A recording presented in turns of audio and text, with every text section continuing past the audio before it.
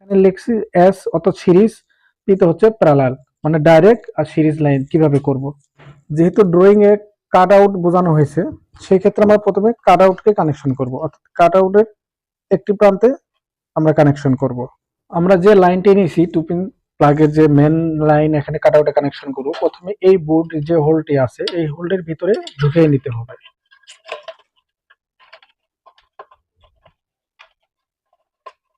নেওয়ার পরে এখানে একটা গেটটো দেবো যাতে কখনো খুলে না যা টান দিলেও।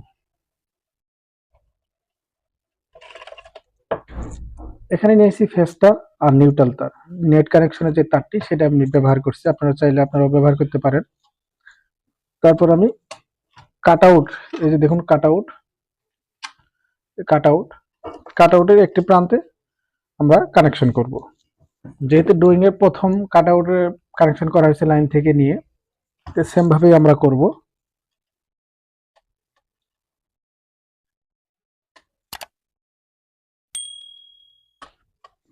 কাট আউটে ইনপুট কানেকশন করছি, আউটপুট থেকে নিয়ে দুইটা তার নিয়েছি আমি এখানে, একটি তার সুইচে দেব,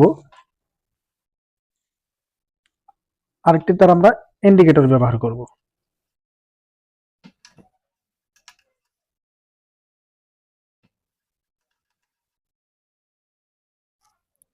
কাট আউটে আউটপুট কানেকশন করছি, তাহলে আমরা সুইচের একটি প্রান্তে কিন্তু কানেকশন করতে পারি আউটপুট থেকে নিয়ে।